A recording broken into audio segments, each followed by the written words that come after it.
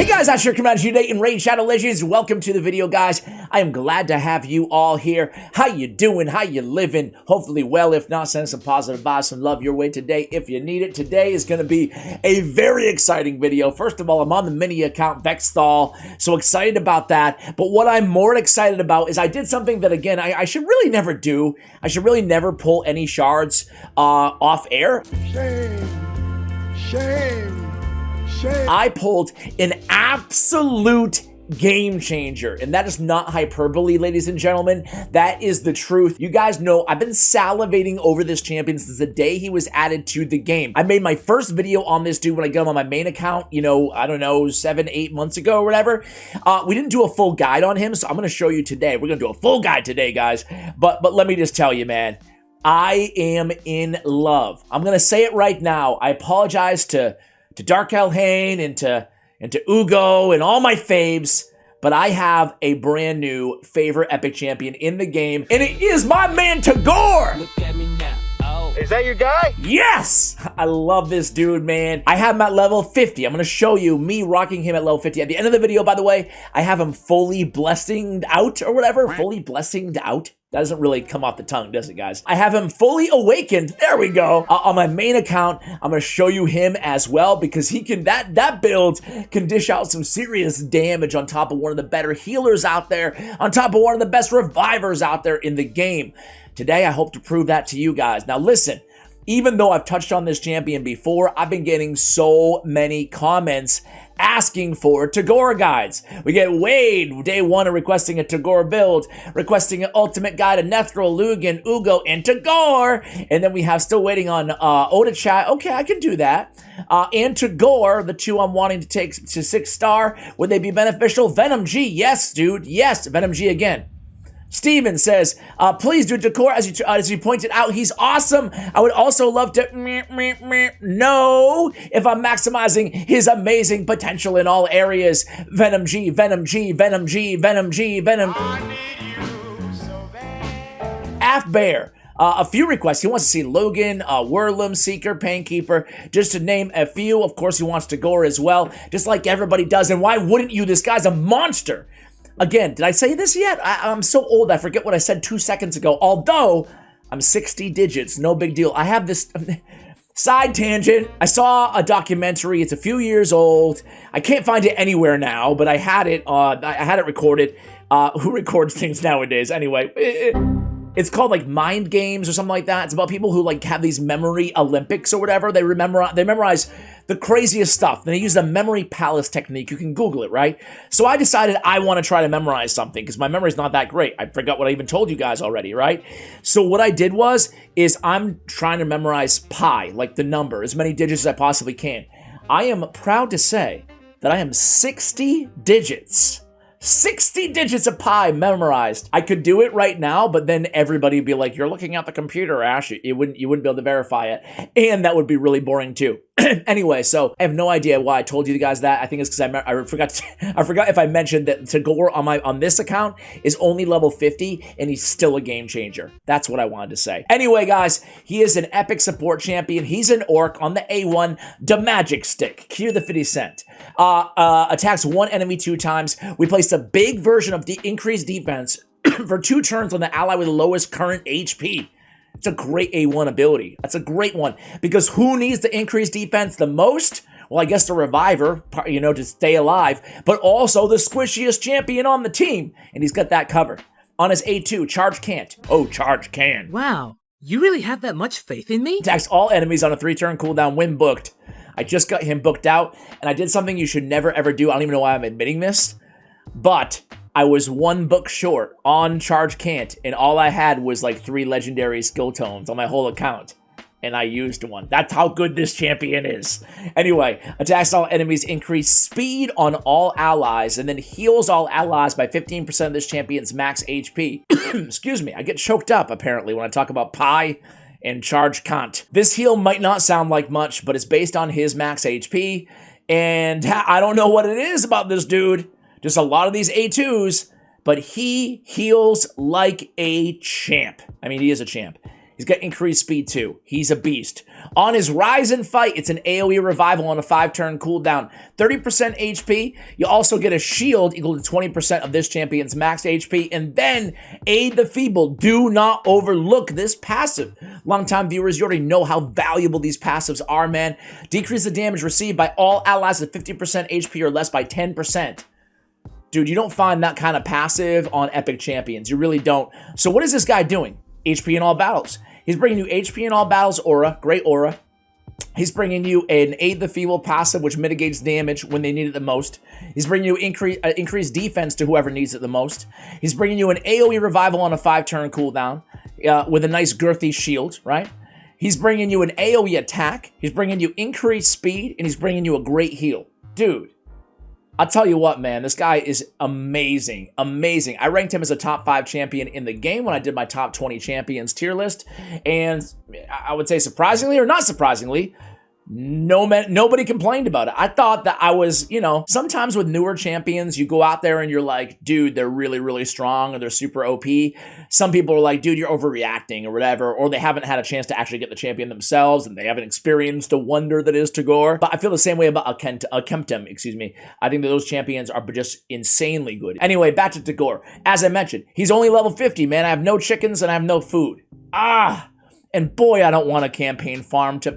That's what's really holding the mini account back, honestly. You'll notice that a lot of champions I have are the freebies. We got the UDK, Deliana, Rhonda, Ninja, So when we start to say money is not important, we are lying to ourselves. Yeah, I'm just going to complain about it. I'm sorry, but, I know that's reality for for every free-to-play player, right? Can I get this? You are broke. Oh, come on. I'm too lazy to level him up. I'm not lazy. I'm going to do it. But, this is just going to prove that even at level 50, this guy is an absolute boss, right? So I have a very basic build on him. I have 2 speed sets and that's it. And, I should have 3 though. Let me see. Well, I get some nice speed there.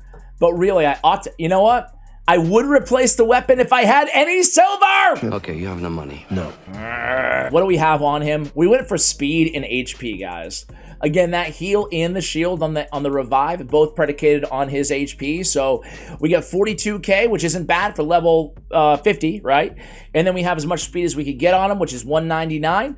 And then that's about it. Listen, if you stack a little bit of crit rate on this champion, believe it or not, that A2 can add up in damage, which you will see if I can speak on my main account in just a little bit here. But a lot of that's coming from his blessing as well. Anyway, fairly easy build though. HP, and more HP, right? So I have speed on the boots, I get HP percentage, I get HP percentage on the gauntlets, and then that's really it. So again, I reiterate, no need for accuracy on this champion. All we need is a lot of HP, some survivability, a little bit of defense is nice too, and a lot of speed. More heals, more cooldowns or less cooldowns on the revival or whatever, and we're going to be good to go, okay? So that's another good news on this champion is he's fairly easy to build. Where are we using this champion? Everywhere, man. Like, what is that song? Is it Johnny Cash? I'm an everywhere man. I've been everywhere, man. Anyway, Faction Wars, campaign. Yeah, like, honestly, guys, you're using this dude everywhere. Even in Fire Knight, I use him. Even in Fire Knight at level 50. He's got a 2-hitter on the A1. It's not, like, the best in the world, but it's not a 1-hitter, right? In terms of masteries, well, I don't have him 6-starred, so I can't go for a tier 6. I have a decision to make when talking about tier 6 masteries on this dude, right? I could go with Timely Intervention and keep everything the same as it is, exactly, right? Or I could go offense tree and go with War Master for a little bit extra damage. On this account, on the mini account, on Vexthal, I'm going to go with Timely Intervention. Just keep everything else the same. I really want to maximize those heals because, again, since I have them on my main account, I have a very healthy appreciation for the kind of healage he can bring to the table. On the defense tree, is nothing crazy here. I went Blast Proof. Obviously, getting the mitigated damage from AoE attacks. Resurgent is an insanely good mastery. We talk about it all the time on our Champions Guide channel. And then, of course, the counterattacks on Retribution into turns on this champion, great synergy because that's more, that will ensure, that we keep that increased defense up on our champion at the lowest HP, basically at all times once you pick up these masteries, or very close to. Other noteworthy buffs here, or masteries, is rapid response. Again, he is bringing that increased speed, which is nice to have, increased defense on the A1 as well, which you already spoke about, and then lasting gifts to get a chance of extending those durations with all of the healing masteries on this champion. So there we have it, guys. Let's go ahead and show you. I'm not sure if I'm going to show you the entire runs, because listen, we're not breaking any speed records on this account, that's for sure. But the cool thing is, guys, is with the help of Tagoar, and I really mean this is the tale as old as time on this account, right? I'm about to get Vizix. I've had the account for a while, but I haven't logged in every day. So I'm about to get Vizix. That's how long I've actually logged in. You can see all the energy I'm just sitting on here. I have not farmed a lot. Like, I tend to use my main account still. Like, that's what I go to farm overnight and stuff like that. I need to get in the habit of using this account more often, at least using the energy that I have. I say all that to say that I just don't have that good. My artifacts suck, especially given where I am in my account. I think most people who are about to get Vizix would have way better artifacts than I do. That being said, I'm super happy because I was able to clear not only stage 1 here of only stage 1. Sorry, I had already cleared stage 25 of Dragon's Lair, but I was finally able to start farming some mythical gear on this account thanks to Tagoar. So this is the squad, guys. We have Ninja, Rhonda, Silva Drakes, and Duck the Pierced, and then we have my man in the Aura lead, bringing that HP and just bringing that survivability. Silva Drakes is a really nice champion. I love Silva Drakes, right? And that's why I have my 2 faves here on the same team. You gotta love it. Keep making your jokes because I'm about to send you to the worst place in the world. Your Instagram account? But the thing is that single target revive, if things get a little haywire, if things get out of control, you could be, SOL, as the kids don't say, right? You could be in trouble. You could be in trouble with just a single target reviver. So Tagoar, I mean, he's bringing, you're going to see the heals. I'm curious to see, like, because Syl is an amazing healer. She does it look at that. She's in Relentless Gear too. You can see the back-to-back turns. She's bringing those heals every single time. But Tagoar and her together on the same team, especially once we get them to level 60, I mean, that's some serious healage, right? And that's the beautiful thing. Now we're doing a better job of keeping everybody alive. Furthermore, we're doing a great job at making sure that if someone does, or not making sure, but if somebody does happen to die, or if a big critical hit comes in from any of the bosses, we have the means to actually revive everybody, and he's tanky enough even at level 50 to get the job done. Let me come back to you guys when we get to the dragon. Be right back. All right, guys, here we go. So Rhonda's dead, and I forgot who killed her. I didn't even notice. But whoever it was blocked the revive, so that sucks. A very important note to make here, guys. Very important note that I should have mentioned when we're talking about the kit. Is that A3 similar to like a Mighty Uko, similar to a bunch of champions that they're adding to the game, similar to the Ursula the Mourner? That revive is going to use, he's going to use that ability and place that shield even if nobody is dead, okay? So on this champion, I think it's probably a good thing, but you guys can be the judge. It's good until you need the revival, then you don't have it, right? But you're going to see him right now. So he gets that increased defense. Basically, he's going to single-handedly keep that increased defense on Ninja, our only DPS at this point, the entire battle, the entire boss fight at least, which is really, really handy. It's definitely an underrated part of his kit. There he goes using his A3, putting that shield up on everybody too. I think it's a nice ability. It's nice to have the shield and the heal in the same kit that's not predicated on just in the increased speed and the increased defense. That's not just predicated on having dead allies. So poor Rhonda, man, I feel bad for her not getting her moment to shine here in the spotlight. However, it looks like we're gonna beat the first time. I actually just played this last night. I only went 1 run on this with the same team, and it was around 7 minutes. So we might be able to beat it without Rhonda here, as long as Ninja can pop off. But let's not speak too soon. Let's make sure this dragon doesn't take us out, because the dragon can hit very hard. But I think we're going to be A-okay. Look at this, right? So I love this team, man. And even, I'm sure a lot of new players too will be like, dude, I can't do anything like this because I don't have Ninja. I don't have Ninja. I totally get that. But Ninja, although he's an absolute boss, absolute beast, just one of the best DPSs against bosses in this entire game, he's also a fairly replaceable champion against, unless you're really relying on the HP burn, you know? Meaning like in a dungeon like this, we could run, a different burner on this team. We could just run another DPS on this team, and it might take longer because no one can get the job done as fast as Ninja in most areas. But man, look at Tagoar, dude. I mean, he's busting out all the shieldage and then the 571k in heals. It's really, really impressive from an AoE reviver. Granted, Syl out-healed him, but she's one of the better healers out there, especially over time. Let me go ahead and jump into Ice Golem. Every single dungeon with a level 50 Tagoar, I have to mention that, right? With a level 50 Tagoar, every dungeon I've been able to make 1 or 2 levels adding him to the team, which is really cool. The cool thing is now I can complete stage 24 on Ice Golem's Peak with him on the team. This is the squad that I am running. I'm not sure if it's necessary to run UDK on this team anymore. Maybe I could go, and I used to have to run him just to kind of keep the team alive. And let me know if you want to. I also got Melga on this account. Those are the 2 champions since I've last checked in on the mini account with you guys. But let me see if, you know what? Ice Golem, that's the team. It gets the job done. It's not that exciting, right? I like Fire Knight a little bit more. Fire Knight, I'm still struggling on, man. But Fire Knight is the most important dungeon to farm other than Spider in this game, in my opinion. I mean, stun, savage, regeneration, shield gear. I mean, maybe use a little bit less because of bolster, but still it's incredible stuff. Regeneration we already mentioned, but even crit damage, especially in the end game, so useful. So yeah, I mean, especially the big 3 though for me: regeneration, stun, and savage. I have no good savage gear on this account, and you can tell just by looking at my dungeons, right, that I'm not farming, I'm not concentrating enough here on Fire Knight. Anyway, I'm going to come back to you when we get to the actual Fire Knight here, but now I'm able to actually farm Fire Knight 21, which is nice because it's a Spirit Affinity and is fairly energy efficient as well, and I can run all these Magic Affinity champions. I have Apothecary, Tagoar. I mean, everybody on the freaking team is Magic Affinity with the exception of Coldheart, who's Void.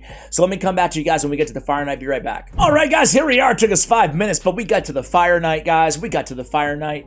Man, I just saw in the downtime, the funniest little interaction.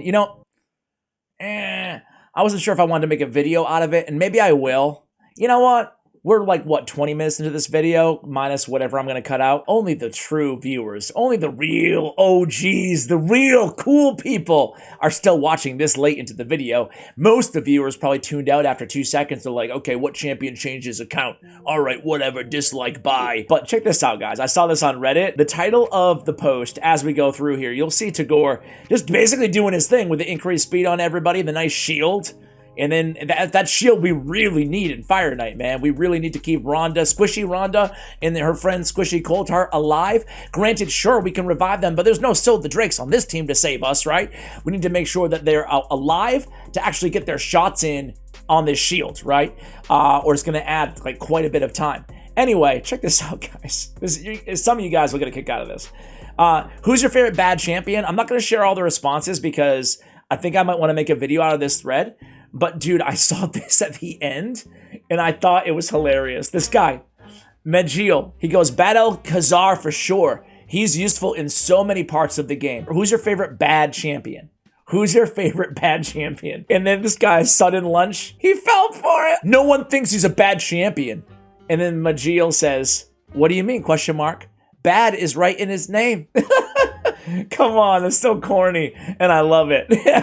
You were just waiting for someone to be like, no one thinks Bad L's a bad champion, idiot. And then he's like, what do you mean? Bad is right in his, he's the best bad champion. So here we go. We have, again, this is not a speed run. It's not going to hit the speed run archives, that's for sure. Not going to make any summoning salt videos with this squad here. Still waiting for that Raid Shadow Legends speed run video. But I love Rhonda against Fire Knight because of that. Obviously, all her multi-hitters is a tremendous, but I love the in-your corner on top of everything else. And this is beautiful, man. Why did Tagoar, why was he the answer? You might be asking yourself right now, well, wait a second. You have Mashal, you have Prince Kaimar, you have a bunch of OP legendaries on your account. Why couldn't you have completed this with them instead? And the answer is pretty simple, but also it really depicts the value that this champion brings to your team, right? It's, frankly, the shield, the heal. Every ability is going to be bringing a shield, a heal, a oh crap we're dead revival, right? The increased defense, but I guess most importantly, not most importantly, I shouldn't say, that's the wrong way to put it, but I guess like on top of your average reviver, he's also bringing the increased speed and a 3-turn cooldown, right? Which again, Apothecary has on this team, but it's just so nice to have as someone who has the survivability. You know, the double hitter in this case is helpful, can keep the squishy champions alive, and the other big one, see, there's so much I love about this champion, right, is really, it never shows up on the stat sheet. You're not going to really appreciate it until you add him value over replacement on your team. But that passive, man, whenever anybody's weak, that extra 10% damage mitigation, it really adds up. So check it out, man. 650,000 in heals from a man, dude. I mean, that's really good. Put him with a spot healer like Apothecary. I don't even know. I didn't notice. I was too busy talking about the Reddit comment. I don't know if anybody even died. He did such a good job keeping everybody alive, right? Yeah, sell those even on this account. Womp womp. All right, guys, let me show you my main man Tagoar on the main account real quick, and I'll be right back. All right, guys, here's my main Tagoar on the main account, fully awakened. Fully awakened. 250 speed. We got him with a lot of HP again, and that's basically it, right? That's basically it on this champion. I have him in a double immortal in life. I like the regen every turn. I put him in a regen set as well. I think either or works there. Similar build though, HP, and speed on the boots. HP percentage, and speed on the boots. Let me go ahead. Oh, and I have, as I should have mentioned earlier, I'm not sure. I want to be very clear here. I would not recommend Phantom Touch on this champion if you have him like 1, 2, 3, heck, maybe even like 4-star ascended, or awakened. But man, 6-star Phantom Touch is bonkers, dude.